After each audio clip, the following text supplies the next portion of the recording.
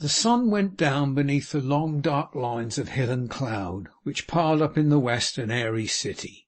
Wall heaped on wall, and battlement on battlement, the light was all withdrawn. The shining church turned cold and dark, the stream forgot to smile, the birds were silent, and the gloom of winter dwelt on everything. An evening wind uprose too, and the slighter branches cracked and rattled as they moved in skeleton dances to its moaning music. The withering leaves, no longer quiet, hurried to and fro in search of shelter from its chill pursuit. The labourer unyoked his horses, and with head bent down trudged briskly home beside them, and from the cottage windows lights began to glance and wink upon the darkening fields. Then the village forge came out in all its bright importance. The lusty bellows roared ha-ha to the clear fire, which roared in turn and bade the shining sparks dance gaily to the merry clinking of the hammers on the anvil. The gleaming iron in its emulation sparkled too, and shed its red-hot gems around profusely. The strong smith and his men dealt such strokes upon their work as made even the melancholy night rejoice, and brought a glow into its dark face as it hovered about the door and windows, peeping curiously in above the shoulders of a dozen loungers.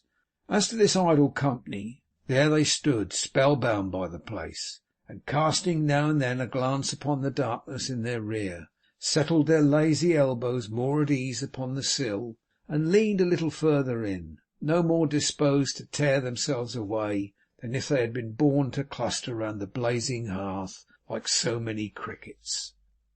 Out upon the angry wind, how from sighing it began to bluster round the merry forge, banging at the wicket, grumbling in the chimney, as if it bullied the jolly bellows for doing anything to order. And what an impotent swaggerer it was too, for all its noise, for if it had had any influence on that horse companion, it was but to make him roar his cheerful song the louder, and by consequence to make the fire burn the brighter, and the sparks to dance more gaily yet. At length they whizzed so madly round and round that it was too much for such a surly wind to bear, so off it flew with a howl, giving the old sign before the alehouse door such a cuff as it went, that the blue dragon was more rampant than usual ever afterwards, and indeed before Christmas reared clean out of its crazy frame. It was a small tyranny for a respectable wind to go wreaking its vengeance on such poor creatures as the fallen leaves, but this wind happening to come up with a great heap of them just after venting its humour on the insulted dragon, did so disperse and scatter them that they fled away pell-mell, some here, some there, rolling over each other, whirling round and round upon their thin edges, taking frantic flights into the air, and playing all manner of extraordinary gambols in the extremity of their distress.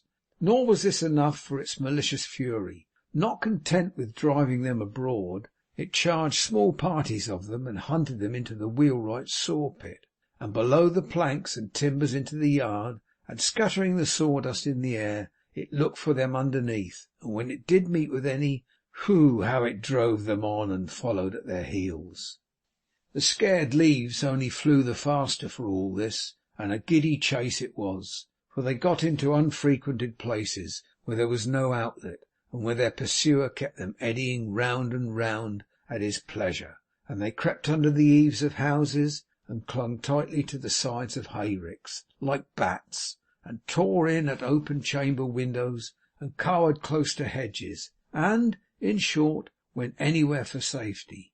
But the oddest feat they achieved was to take advantage of the sudden opening of Mr Pecksniff's front door, to dash wildly into his passage, whither the wind following close upon them, and finding the back door open, incontinently blew out the lighted candle held by Miss Pecksniff, and slammed the front door against Mr Pecksniff, who was at that moment entering with such violence that in the twinkling of an eye he lay on his back at the bottom of the steps. Being by this time weary of such trifling performances, the boisterous rover hurried away rejoicing, roaring over moor and meadow, hill and flat, until it got out to sea, where it met with other winds similarly disposed, and made a night of it.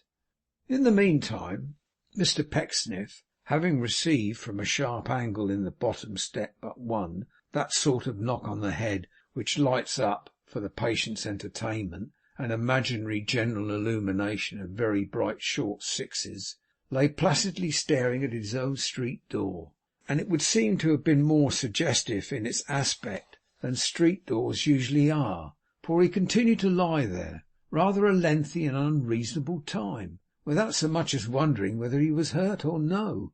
Neither, when Miss Pecksniff inquired through the keyhole in a shrill voice, which might have belonged to a wind in its teens, "Who's there?"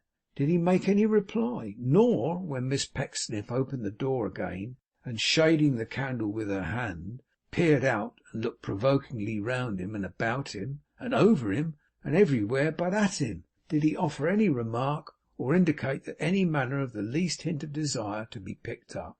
"I see you," cried Miss Pecksniff to the ideal inflictor of a runaway knock. "You'll catch it, sir." Still Mr Pecksniff, perhaps from having caught it already, said nothing.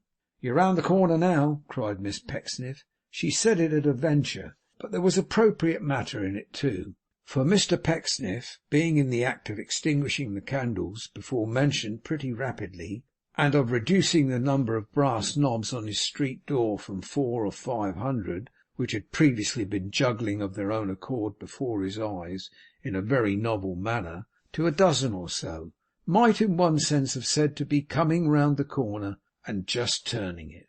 With a sharply delivered warning relative to the cage and constable and the stocks and gallows, Miss Pecksniff was about to close the door again, when Mr Pecksniff, still being at the bottom of the steps, raised himself on one elbow and sneezed.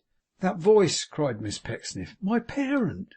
At this exclamation another Miss Pecksniff bounced out of the parlour, and the two Miss Pecksniffs, with many incoherent expressions, dragged Mr Pecksniff into an upright posture. "Pa!" they cried in concert. "Pa, speak! Pa, do not look so wild, my dearest Pa!"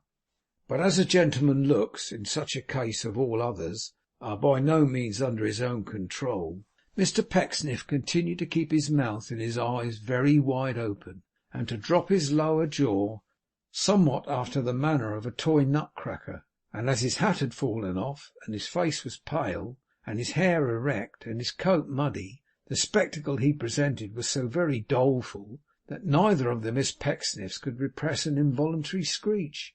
"That'll do," said Mr Pecksniff. "I'm better." "He's come to himself," cried the youngest Miss Pecksniff. "He speaks again," exclaimed the eldest.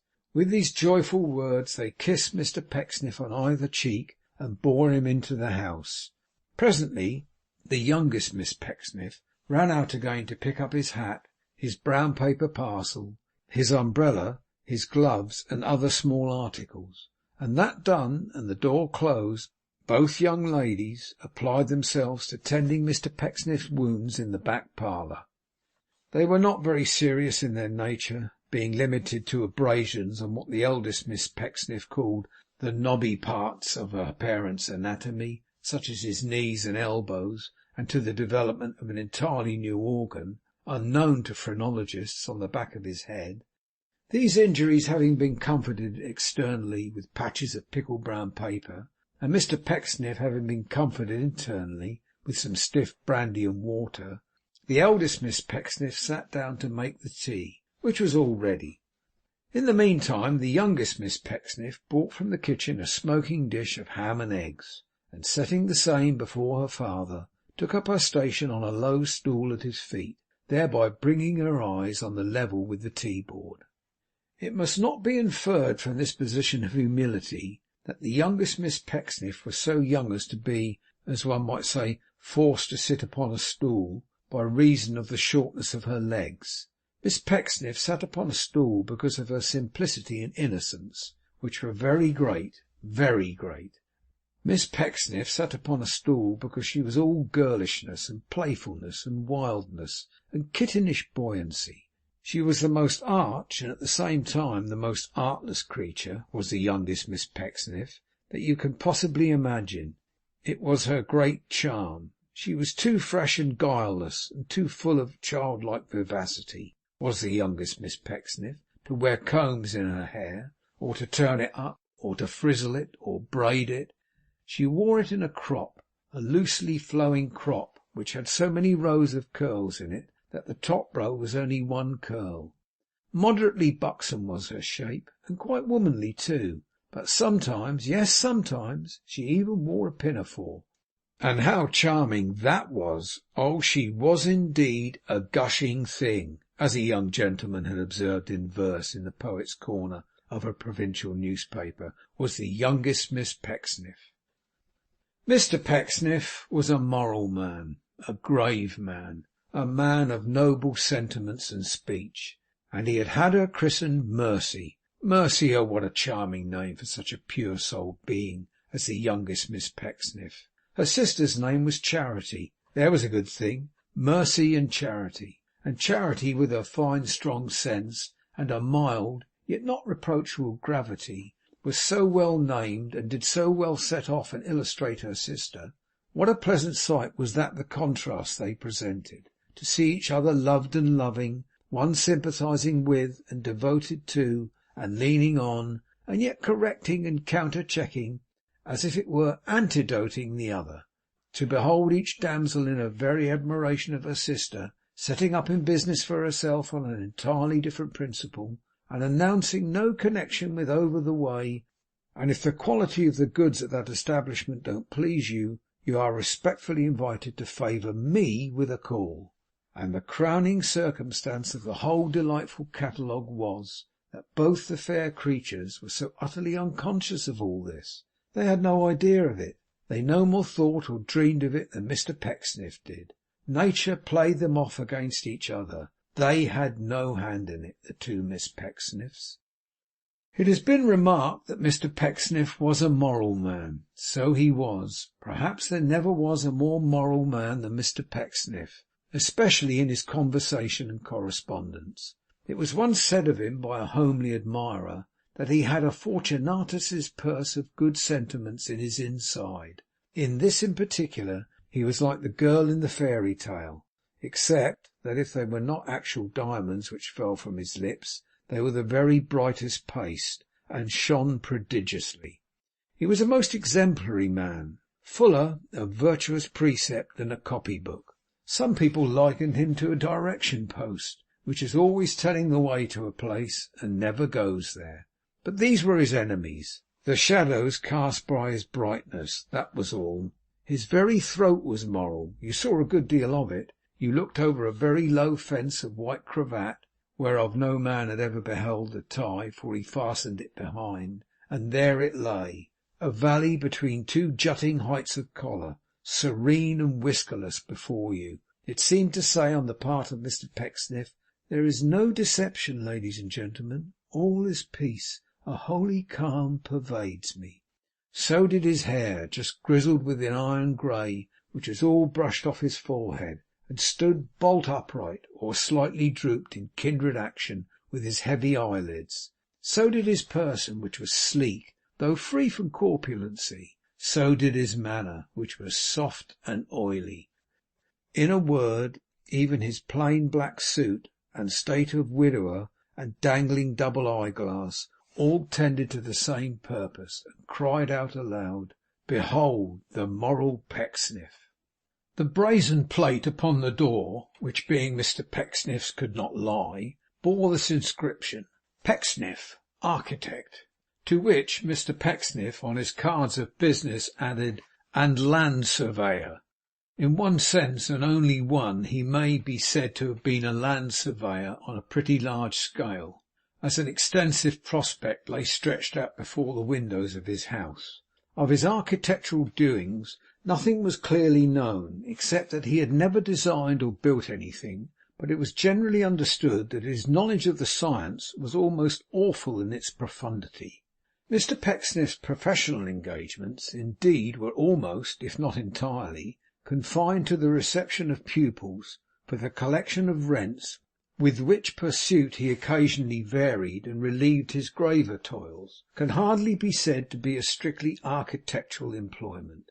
His genius lay in ensnaring parents and guardians, and pocketing premiums. A young gentleman's premium being paid, and the young gentleman come to Mr. Pecksniff's house, Mr. Pecksniff borrowed his case of mathematical instruments, if silver mounted or otherwise valuable, entreated him from that moment to consider himself one of the family, complimented him highly on his parents or guardians, as the case might be, and turned him loose in a spacious room on the 2-pair front, where, in the company of certain drawing boards, parallel rulers, very stiff-legged compasses, and 2 or perhaps 3 other young gentlemen, he improved himself for 3 or 5 years, according to his articles, in making elevations of Salisbury Cathedral from every possible point of sight, and in constructing in the air a vast quantity of castles, houses of Parliament, and other public buildings.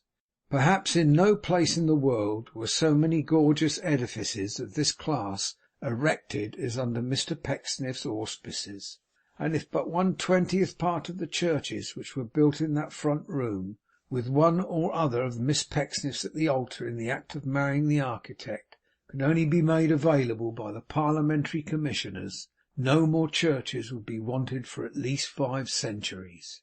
Even the worldly goods of which we have just disposed, said Mr Pecksniff, glancing round the table when he had finished, even cream, sugar, tea, toast, ham, and eggs, suggested Charity in a low voice.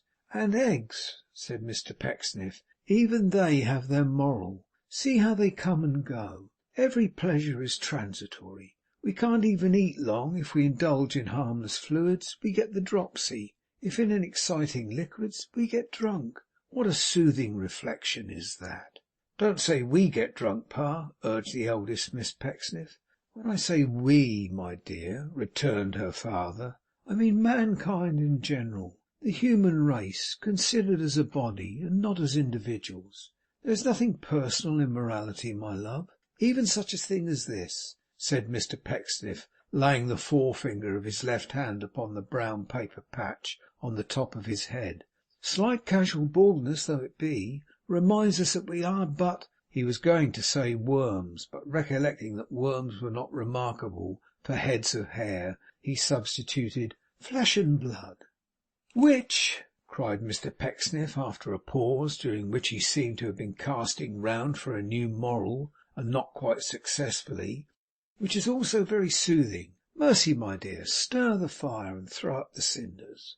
The young lady obeyed, and having done so, resumed her stool. She reposed one arm upon her father's knee, and laid her blooming cheek upon it. Miss Charity drew her chair nearer the fire, as one prepared for conversation, and looked towards her father.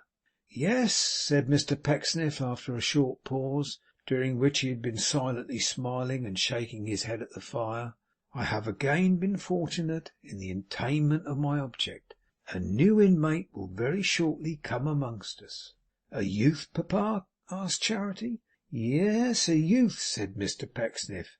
He will avail himself of the eligible opportunity which now offers, for uniting the advantages of the best practical architectural education with the comforts of a home, and the constant association with some who, however humble their sphere and limited their capacity, are not unmindful of their moral responsibilities. Oh, Pa, cried Mercy, holding up her finger archly, see advertisement. Playful warbler, said Mr Pecksniff. It may be observed in connection with his calling his daughter a warbler, that she was not at all vocal, but that Mr Pecksniff was in the frequent habit of using any word that occurred to him as having a good sound, and rounding a sentence well without much caring for its meaning. And he did this so boldly, in such an imposing manner, that he would sometimes stagger the wisest people with his eloquence, and make them gasp again. His enemies asserted, by the way, that a strong trustfulness in these sounds and forms was the master key to Mr Pecksniff's character. Is he handsome, Pa? inquired the younger daughter. Silly Merry, said the eldest, Merry being fond for Mercy. What is the premium, Pa? Tell us that. Oh, good gracious, Cherry, cried Miss Mercy, holding up her hands with the most winning giggle in the world. What a mercenary girl you are! Oh, you naughty, thoughtful, prudent thing!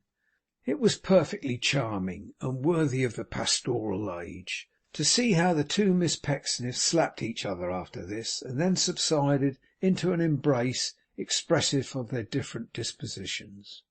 "He is well looking," said Mr Pecksniff, slowly and distinctly. "Well looking enough. I do not positively expect any immediate premium with him." Notwithstanding their different natures, both Charity and Mercy concurred in opening their eyes uncommonly wide at this announcement, and in looking for the moment as blank as if their thoughts had actually had a direct bearing on the main chance. "But what of that?" said Mr Pecksniff, smiling at the fire. "There is a disinterestedness in the world, I hope.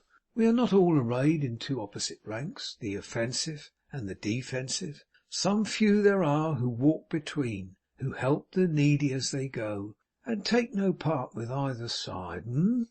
There was something in these morsels of philanthropy which reassured the sisters. They exchanged glances and brightened very much.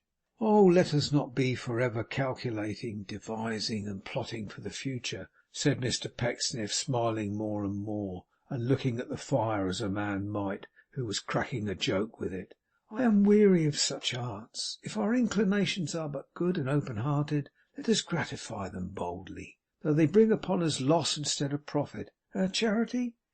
Glancing towards his daughters for the first time since he had begun these reflections, and seeing that they both smiled, Mr Pecksniff eyed them for an instant so jocosely, though still with a kind of saintly waggishness, that the younger one was moved to sit upon his knee forthwith, put her fair arms round his neck, and kiss him 20 times.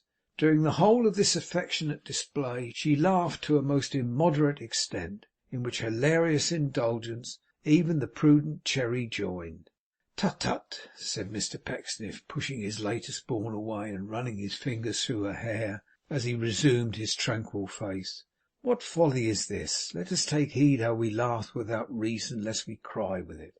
What is the domestic news since yesterday? John Westlock is gone, I hope?" "Indeed, no," said Charity. "And why not?" returned her father. "His term expired yesterday, and his box was packed. I know, for I saw it in the morning, standing in the hall." "He slept last night at the Dragon," returned the young lady, "and had Mr Pinch to dine with him. They spent the evening together, and Mr Pinch was not home till very late."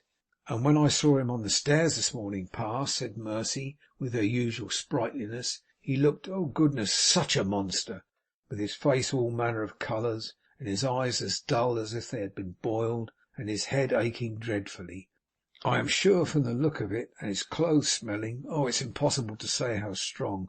Here the young lady shuddered, of smoke and punch." "Now I think," said Mr Pecksniff with his accustomed gentleness, though still with the air of one who suffered under injury without complaint, "I think Mr Pinch might have done better than chose for his companion one who at the close of a long intercourse had endeavoured, as he knew, to wound my feelings. I am not quite sure that this was delicate in Mr Pinch. I am not quite sure that this was kind in Mr Pinch. I will go further and say, I am not quite sure that this was even ordinarily grateful in Mr Pinch." "But what can anyone expect from Mr Pinch?" cried Charity, with a strong and scornful emphasis on the name, as if it would have been given her unspeakable pleasure to express it in an acted charade on the calf of that gentleman's leg. "Aye, aye," returned her father, raising his hand mildly. "It is very well to say, what can we expect from Mr Pinch? But Mr Pinch is a fellow creature, my dear. Mr Pinch is an item in the vast total of humanity, my love, and we have a right, it is our duty, to expect in Mr Pinch some development of those better qualities, the possession of which in our own persons inspires our humble self-respect. No," continued Mr Pecksniff, "no, Heaven forbid that I should say nothing can be expected from Mr Pinch, or that I should say nothing can be expected from any man alive, even the most degraded, which Mr Pinch is not. No, really. But Mr Pinch has disappointed me. He has hurt me. I think a little the worse of him on this account, but not of human nature. Oh no, no, no." "Hark!" said Miss Charity, holding up her finger as a gentle tap was heard at the street door. "There is the creature. Now mark my words, he has come back with John Westlock for his box, and is going to help him take it to the mail. Only mark my words, if that isn't his intention." Even as she spoke, the box appeared to be in progress of conveyance from the house. But after a brief murmuring of question and answer, it was put down again, and somebody knocked at the parlour door. "Come in," cried Mr Pecksniff, not severely, only virtuously. "Come in." An ungainly, awkward-looking man, extremely short-sighted and prematurely bald, availed himself of this permission, and seeing that Mr Pecksniff sat with his back towards him, gazing at the fire, stood hesitating with the door in his hand. He was far from handsome, certainly, and was dressed in a snuff-coloured suit of an uncouth make at the best, which, being shrunk with long wear, was twisted and tortured into all kinds of odd shapes.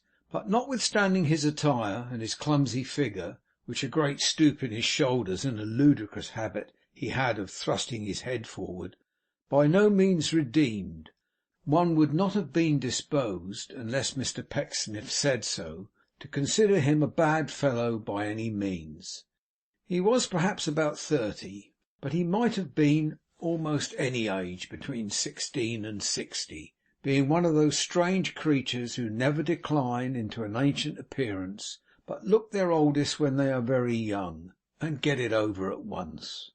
Keeping his hand upon the lock of the door, he glanced from Mr Pecksniff to Mercy, from Mercy to Charity, and from Charity to Mr Pecksniff again, several times. But the young ladies, being as intent upon the fire as their father was, and neither of the three taking any notice of him, he was fain to say at last, "Oh, I beg your pardon, Mr Pecksniff. I beg your pardon for intruding, but—" "No intrusion, Mr Pinch," said that gentleman very sweetly, but without looking round. "Pray be seated, Mr Pinch. Have the goodness to shut the door, Mr Pinch, if you please." "Certainly, sir," said Pinch, not doing so, however, but holding it rather wider open than before, and beckoning nervously to somebody without. "Mr Westlock, sir, hearing that you were come home—" "Mr Pinch," said Pecksniff, wheeling his chair about, and looking at him with an aspect of the deepest melancholy, "I did not expect this from you. I have not deserved this from you." "No, but upon my word, sir," urged Pinch. "The less you say, Mr Pinch," interposed the other, "the better. I utter no complaint, make no defence." "No, but do have the goodness, sir," cried Pinch with great earnestness, "if you please. Mr Westlock, sir, going away for good and all, wishes to leave none but friends behind him. Mr Westlock and you, sir, had a little difference the other day, but you have had many little differences." "Little differences!" cried Charity. "Little differences!" echoed Mercy.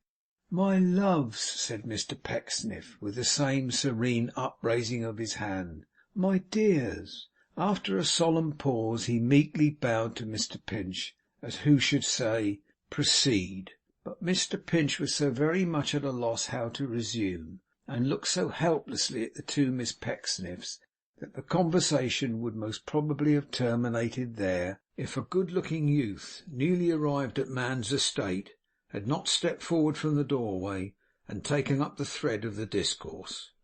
"Come, Mr Pecksniff," he said with a smile, "don't let there be any ill blood between us, pray. I am sorry we have ever differed, and extremely sorry I have ever given you offence. Bear me no ill will at parting, sir."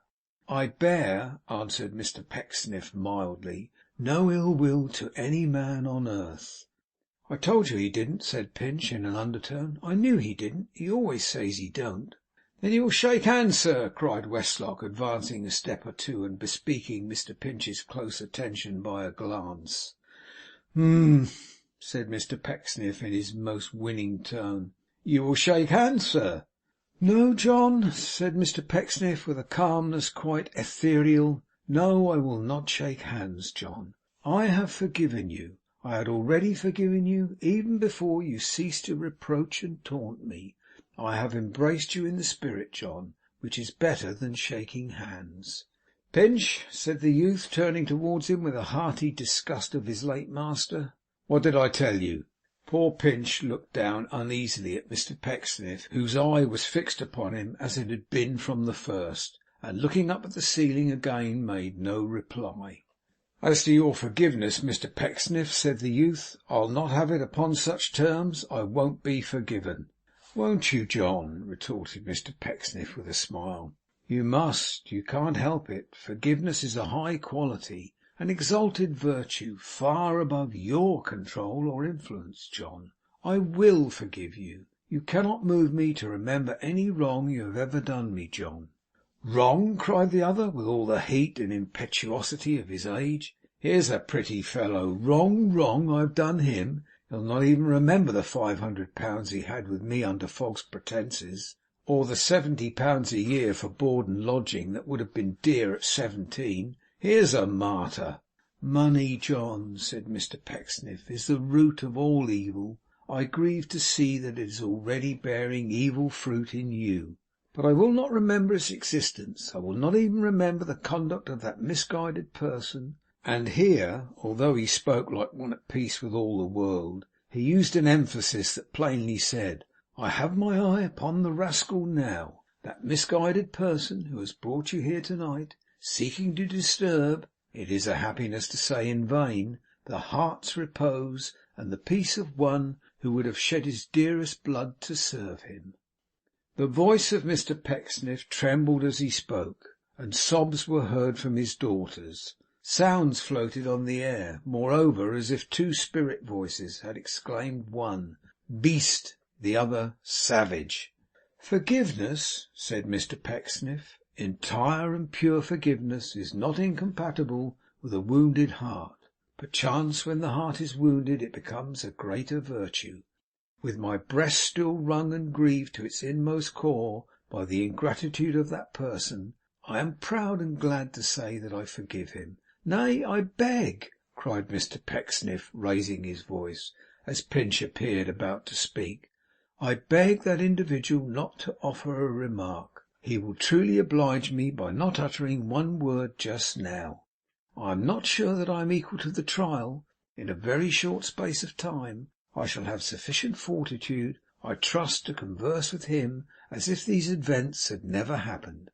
But not, said Mr Pecksniff, turning round again towards the fire and waving his hand in the direction of the door, not now. Bah! cried John Westlock, with the utmost disgust and disdain the monosyllable is capable of expressing. Ladies, good evening. Come, Pinch, it's not worth thinking of. I was right and you were wrong. That's a small matter. You'll be wiser another time. So saying, he clapped that dejected companion on the shoulder, turned upon his heel, and walked out into the passage, whither poor Mr Pinch, after lingering irresolutely in the parlour for a few seconds, expressing in his countenance the deepest mental misery and gloom, followed him. Then they took up the box between them and sallied out to meet the mail. That fleet conveyance passed every night the corner of a lane at some distance, towards which point they bent their steps. For some minutes they walked along in silence, until at length young Westlock burst into a loud laugh, and at intervals into another and another. Still there was no response from his companion. I tell you what, Pinch, he said abruptly, after another lengthened silence, you haven't half enough of the devil in you. Half enough. You haven't any. Well, said Pinch with a sigh, I don't know, I'm sure. It's a compliment to say so. If I haven't, I suppose I'm all the better for it. All the better, repeated his companion tartly. All the worse, you mean to say.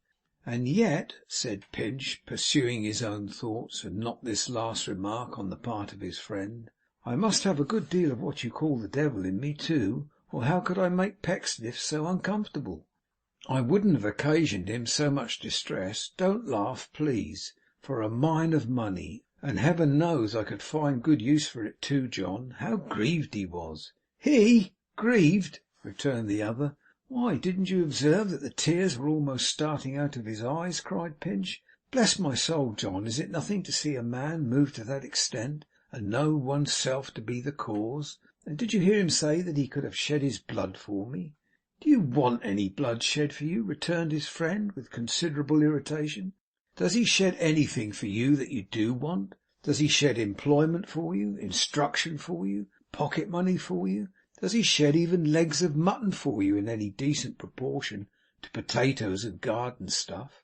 I'm afraid, said Pinch, sighing again, that I am a great eater. I can't disguise from myself that I am a great eater.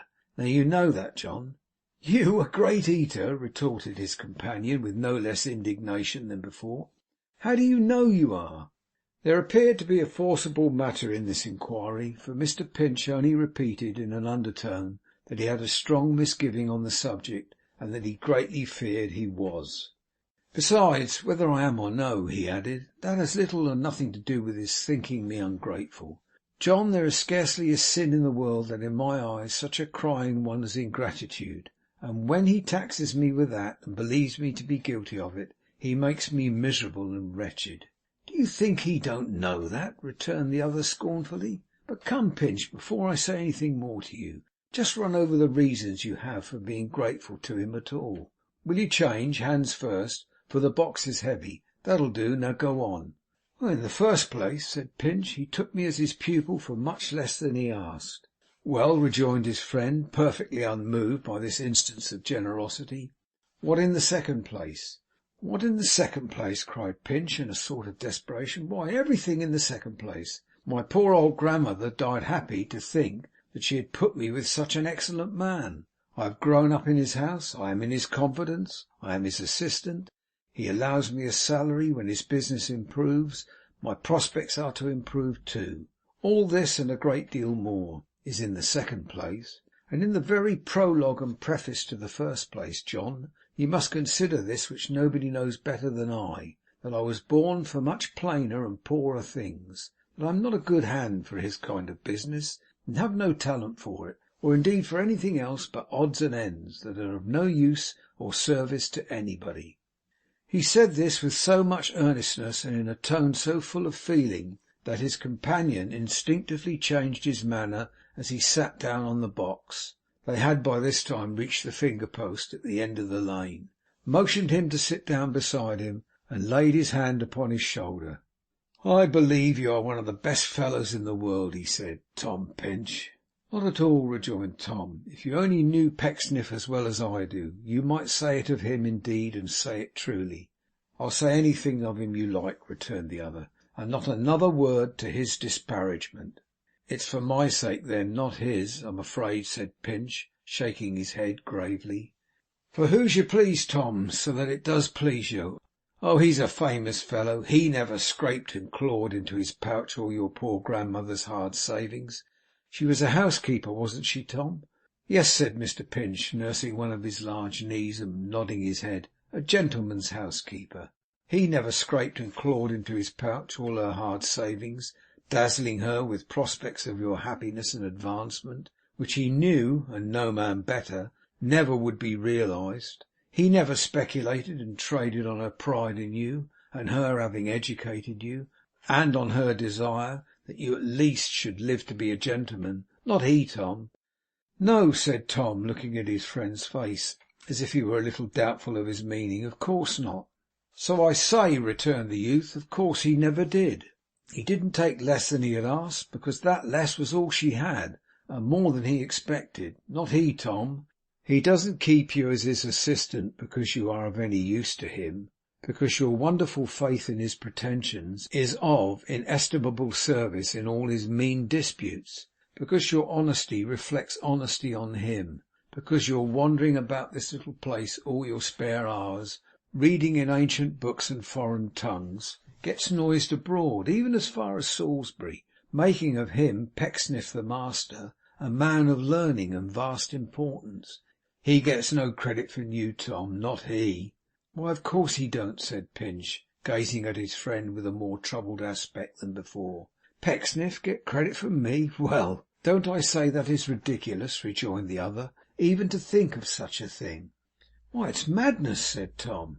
Madness, returned young Westlock. Certainly it's madness. Who but a madman would suppose he cares to hear it said on Sundays that the volunteer who plays the organ in the church and practises on summer evenings in the dark is Mr Pecksniff's young man, Tom? Who but a madman would suppose it is the game of such a man as he to have his name in everybody's mouth, connected with the thousand useless odds and ends you do, and which of course he taught you, Tom? Who but a madman would suppose you advertised him hereabouts, much cheaper, much better than a chalker on the walls could, Tom? as well might one suppose that he doesn't on all occasions pour out his whole heart and soul to you, that he doesn't make you a very liberal and indeed rather an extravagant allowance, or, to be more wild and monstrous still, if that be possible, as well might one suppose," and here at every word he struck him lightly on the breast, "that Pecksniff traded in your nature, and that your nature was to be timid and distrustful of yourself, and trustful of all other men, but most of all of him who least deserves it. There would be madness, Tom." Mr Pinch had listened to all this with looks of bewilderment, which seemed to be in part occasioned by the matter of his companion's speech, and in part by his rapid and vehement manner. Now that he had come to a close, he drew a very long breath, and gazing wistfully in his face, as if he were unable to settle in his own mind what expression it wore, and were desirous to draw from it as good a clue to his real meaning as it was possible to obtain in the dark, was about to answer, when the sound of the mail guard's horn came cheerily upon their ears, putting an immediate end to the conference, greatly as it seemed to the satisfaction of the younger man, who jumped up briskly and gave his hand to his companion. "Both hands, Tom. I shall write to you from London, mind." "Yes," said Pinch. "Yes, do, please. Goodbye, goodbye. I can hardly believe you're going. It seems now but yesterday that you came. Goodbye, my dear old fellow." John Westlock returned his parting words with no less heartiness of manner, and sprung up into his seat upon the roof. Off went the mail at a canter down the dark road, the lamps gleaming brightly, and the horn awakening all the echoes far and wide. "Go your ways," said Pinch, apostrophising the coach. "I can hardly persuade myself but you're alive, and are some great monster who visits this place at certain intervals, to bear my friends away into the world.